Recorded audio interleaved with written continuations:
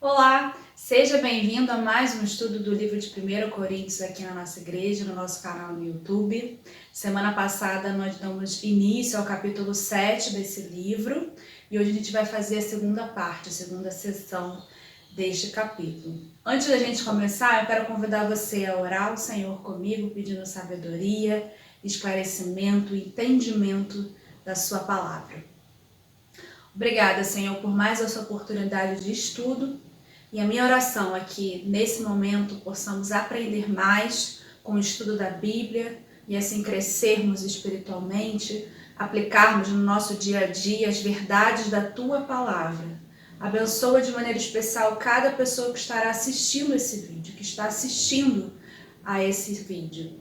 E que seja tremendamente abençoado, que seja um momento esclarecedor de crescimento. Essa é a minha oração em nome de Cristo Jesus. Amém. Então vamos lá, a gente vai começar fazendo a leitura do texto e eu convido você a acompanhar comigo. Sobre as pessoas solteiras ou viúvas. Com respeito às virgens, não tenho mandamento do Senhor, mas dou a minha opinião como alguém que recebeu do Senhor a misericórdia de ser fiel. Por causa da angustiosa situação presente, penso ser bom para o homem permanecer assim como está. Você tem esposa? Não procure separar-se. Você está solteiro? Não procure esposa. Mas se você casar, não estará pecando. E também se a virgem se casar, não estará pecando. Ainda assim, tais pessoas sofrerão angústia na carne, e eu gostaria de poupar vocês disso. Mas isto digo, irmãos, o tempo se abrevia.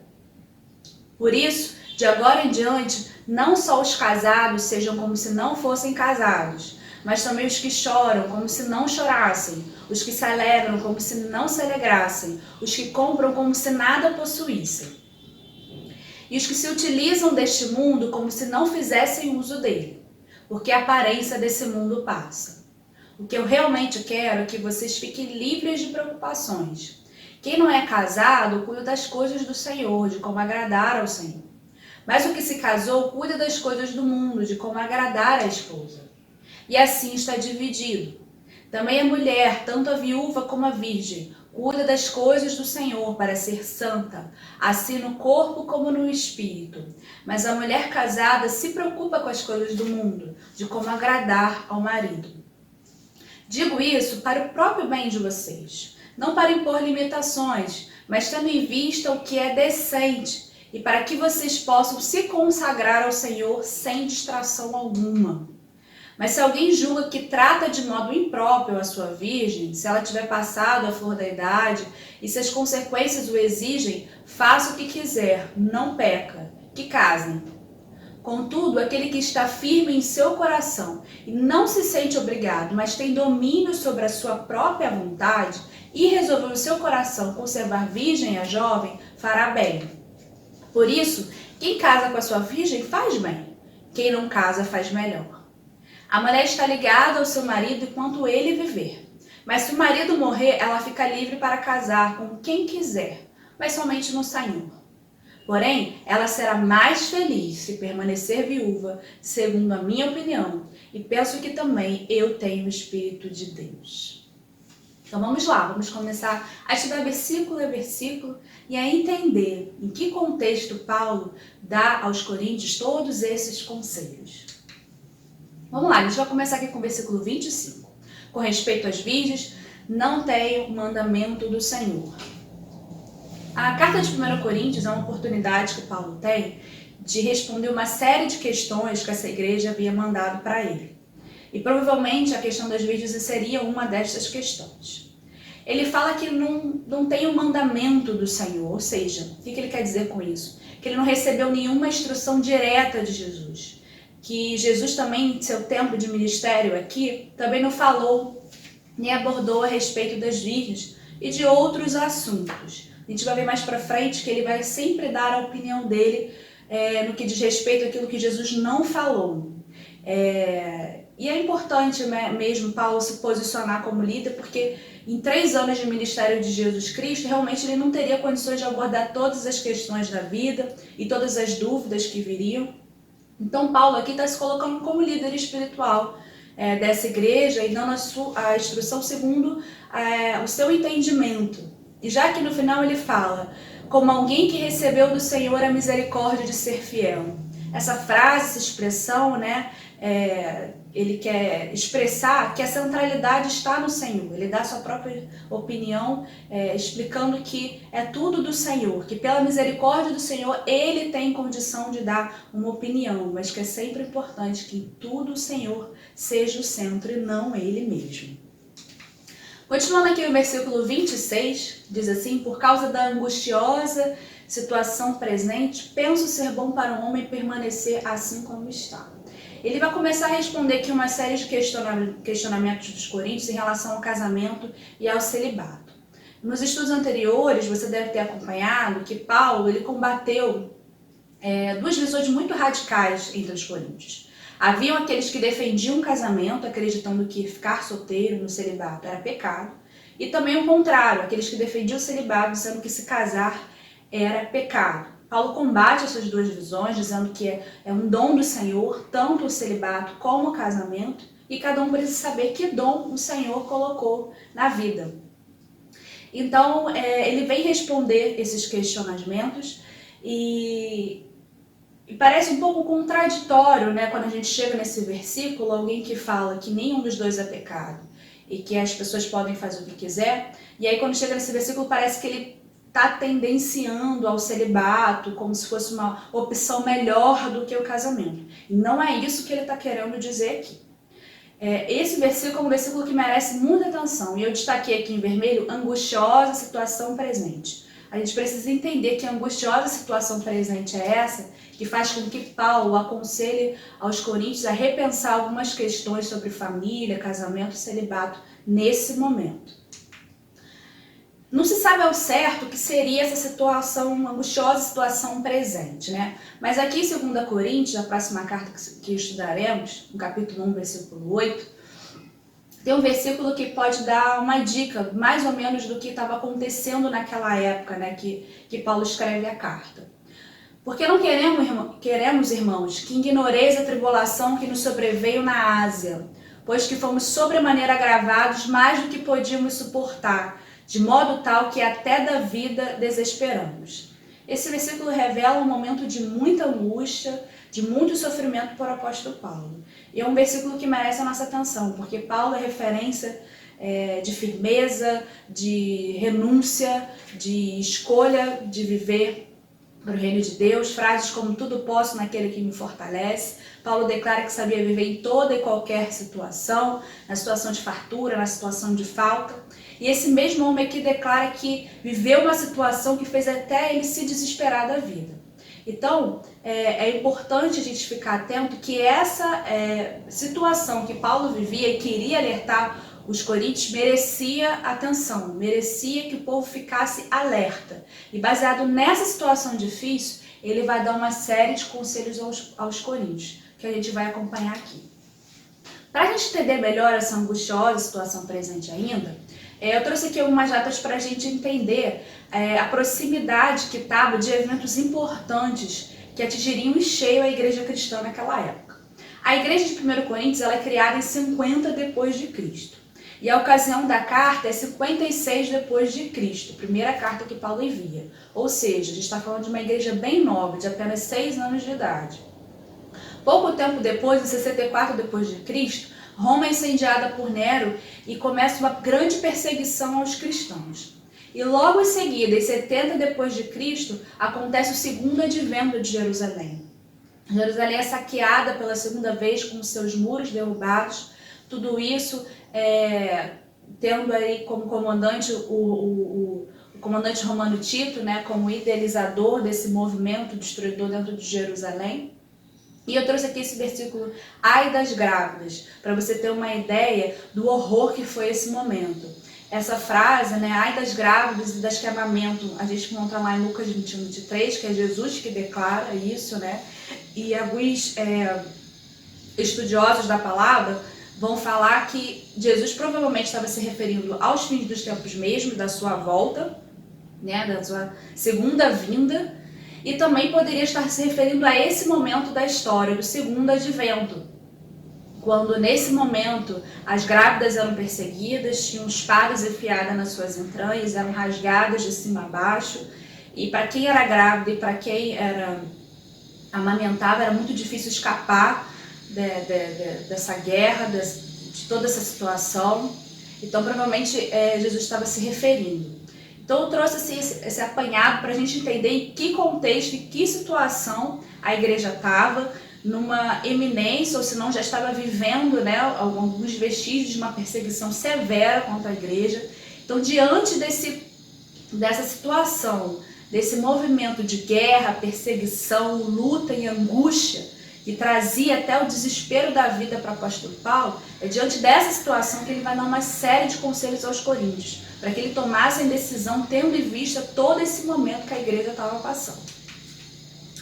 Versículo 27. Você tem esposa? Não procure separar-se. Você está solteiro? Não procure esposa. Aí a gente vê uma fala mais direta do apóstolo Paulo, uma recomendação para um tempo de perseguição eminente que o povo estava prestes a viver.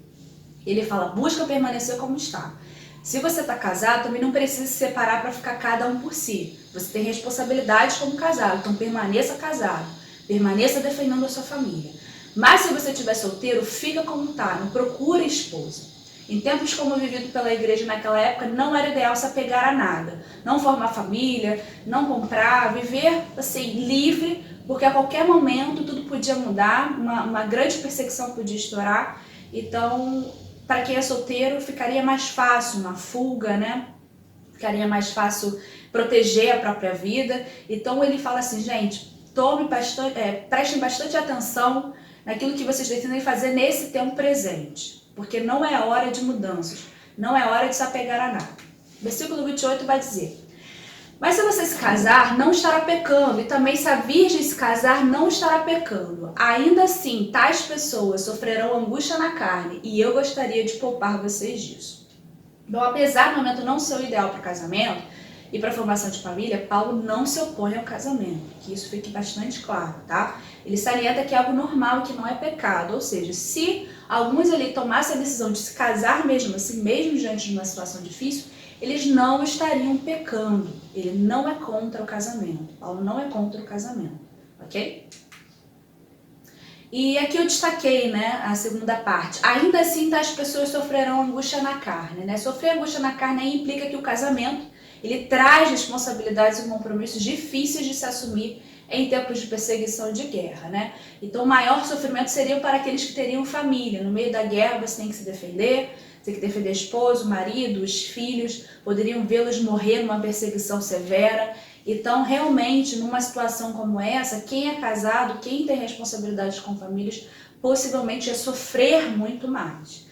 Por isso que ele fala, ainda assim as pessoas sofrerão, eu gostaria de poupar vocês disso. Aqueles que poderiam se poupar, de formar uma família em um momento tão difícil, Paulo estava instruindo para evitar, porque ele queria que eles não sofressem com essas situações. Vamos lá, versículo 29. Mas isso digo, irmãos, o tempo se abrevia, por isso de agora em diante, não só os casados sejam como se não fossem casados. Eu destaquei primeiro esse tempo se abrevia, porque alguns estudiosos acreditam que Paulo pode se referir a uma dessas três opções. A sua própria morte que estava próxima, ou a própria perseguição, opressão próxima, como a gente já está falando aqui, e a breve volta de Jesus, né? Mas os estudiosos defendem mais que ele se fala, nesse momento também se retrata a uma perseguição próxima, né, dos coríntios. E aqui eu juntei esses três porque eles se completam no versículo 29, 30 e 31. Mas isso digo, irmãos, o tempo se abrevia, por isso de agora em diante, não só os casados sejam como se não fossem casados, mas também os que choram como se não chorassem, os que se alegram como se não se alegrassem, os que compram como se nada possuíssem, os que se utilizam desse mundo como se não fizessem uso dele, porque a aparência desse mundo passa. O que o apóstolo Paulo está querendo dizer aqui nesses versículos? Ele está querendo dizer que era um tempo de muita mudança, um tempo instável, um momento de não se apegar a nada. A vida na Terra é passageira e os nossos olhos devem estar fixados nas coisas que são eternas, nas coisas que são do alto. E eu fico muito assim impactada como esse texto também é muito atual e a gente pode aplicar nesse tempo presente que nós estamos vivendo de pandemia, de incertezas, de dúvidas, de medo, né? É um tempo que a gente tem que continuar exercendo a nossa fé com os olhos fixos no Senhor, sem se apegar às coisas do mundo, porque tudo na nossa vida passa. É claro que não precisamos também viver de maneira negligente. A gente vive na terra, precisa cuidar dos nossos interesses, nós precisamos de dinheiro, de bens, de casa, formamos as nossas famílias. Isso tudo não é pecado, mas a gente tem que sempre ter os nossos olhos e o nosso coração ali fixados no Senhor, porque tudo isso passa, mas Ele é eterno, Sua palavra é eterna e é nisso que a gente precisa se apegar. Continuando ainda aqui no versículo agora 32. O que realmente quero é que vocês fiquem livres de preocupações. Quem não é casado cuida das coisas do Senhor, de como agradar ao Senhor. Paulo volta a enfatizar aí o que foi dito nos versículos 27 e 28. E ele quer que eles fiquem livres de preocupações, ou seja, sem angústias. E o não casado tem a oportunidade de se concentrar mais nas coisas do Senhor, de como agradar ao Senhor. Porque realmente não tem tanta responsabilidade, né, como casado tem, e acaba tendo mais oportunidade de ter uma vida mais consagrada, de busca às coisas do reino de Deus. No versículo 33 e 34 diz assim: mas o que se casou cuida das coisas do mundo, de como agradar a esposa. E assim está dividido também, a mulher, tanto a viúva como a virgem, cuida das coisas do Senhor para ser santa, assim no corpo como no espírito. Mas a mulher casada se preocupa com as coisas do mundo, de como agradar ao marido, né? Então ele coloca aí que homens e mulheres casados possuem outras prioridades e preocupações, e viúvos e solteiros são mais livres para priorizar as coisas do Senhor, e possivelmente terão menos aflições em tempos de perseguição. Eu destaquei aqui antes, né, coisas do mundo, né? Parece um sentido meio pejorativo da expressão, mas coisas do mundo não quer, é diferente de mudanismo, perdão. Não quer dizer que os casados são pessoas mundanas e as pessoas virgens, né, os solteiros, são mais justos e santos em relação aos casados. Isso não tem nada a ver. É só uma questão de oportunidade mesmo, de maior consagração, porque tem mais tempo livre para isso, né? E os casados acabam procurando mais coisas do mundo que coisas do reino, porque precisa assumir suas responsabilidades como casado.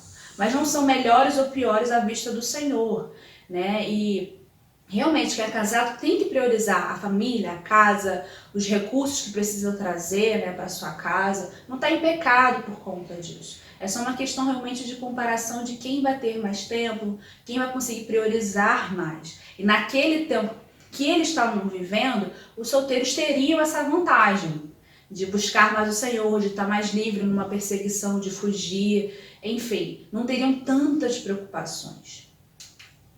Versículo 35. Digo isto para o próprio bem de vocês, não para impor limitações, mas tendo visto que é decente e para que vocês possam se consagrar ao Senhor sem distração alguma. Então, Paulo aí reforça suas melhores intenções em relação aos coríntios. Não queriam forçá-los a nada, mas dar as melhores orientações, né? Ele não vem dizer casar é pecado, ficar solteiro é o que é bom, ou ao contrário, ou façam aquilo, ou façam aquilo outro, porque senão vocês estarão pecando. Não, ele está dando a opinião dele como líder espiritual para aquele momento difícil que a igreja estava passando. Não queria forçá-los a nada, pelo contrário, queria que eles tomassem as melhores decisões para evitar sofrimentos maiores naquele tempo presente. Então ele estava aí expressando as suas melhores intenções em relação ali à igreja de Corinto.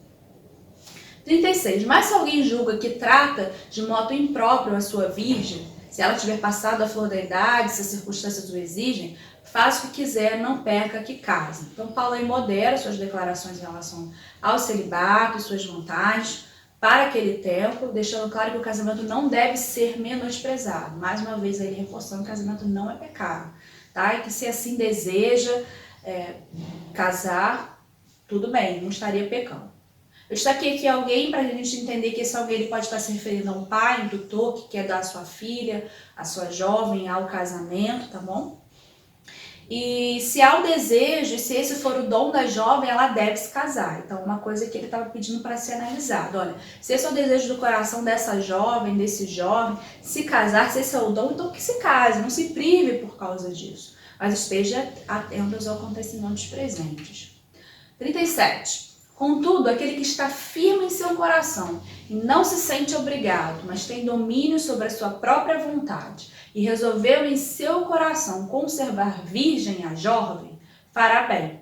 Por isso, quem casa com a sua virgem faz bem, e quem não casa faz melhor. Então, e mais uma vez, Paulo reforça seu conselho para aquele tempo, defendendo que o melhor a ser feito era permanecer solteiro, tá? Mas sempre salientando que casar não é pecado. Nesses dois últimos versículos aqui, Paulo vai dar um direcionamento também para as viúvas, né? Que deveriam haver muitas naquela época também, né? E elas precisavam também de uma orientação. E aqui ele começa no versículo 29. A mulher está ligada a seu marido enquanto ele viver. Mas se o marido morrer, ela fica livre para casar com quem quiser, mas somente no Senhor. Eu destaquei ali em vermelho, enquanto ele viver, né? É uma expressão que declara que o casamento é para essa vida, não é para o céu. E nós cristãos também acreditamos que vivemos apenas uma vida, que cabe ao homem morrer somente uma vez e logo em seguida vem o juízo, lá como diz Hebreus. E Jesus também declarou aí em Mateus 22, 23 que no céu ninguém se casa nem se dá em casamento. Então, o casamento é para essa vida. Temos duas pessoas casadas, uma dessas morre, quem fica vivo está livre para continuar sua vida, casar com outra pessoa, se assim desejar, ou permanecer solteiro. Então, enquanto o cônjuge viver, existe a responsabilidade do casamento. Se morrer, a pessoa fica livre para casar. Tá? Então, aqui, ao morrer o cônjuge se torna livre para um novo relacionamento, se assim desejar. No versículo 40 ele diz, porém, ela será mais feliz se permanecer viúva, segundo a minha opinião, e penso que também eu tenho o Espírito de Deus. Então, o conselho agora é para as viúvas, para aquele momento difícil. Paulo também aconselha a permanecer na viuvez, né? Porque evita preocupações e excessos para aquele momento difícil. E mais uma vez ele vai dizer aqui, ó, segundo a minha opinião. Mais uma vez Paulo esclarece que o que foi recomendado por ele não vinha diretamente do Senhor, mas por ter o Espírito Santo de Deus, ele merecia credibilidade. Como líder espiritual, servo do Senhor, alguém que Cristo chamou para liderar a igreja, para evangelizar ali o mundo inteiro. E por ter o Espírito Santo de Deus, a igreja podia dar credibilidade, que os seus conselhos tinham as melhores intenções e vinham do coração de Deus para abençoar a sua igreja. Então por hoje é só. Agradeço você ter assistido essa aula e te convido para na aula na semana que vem continuarmos com o estudo no capítulo 8, tá bom? Deus abençoe sua vida.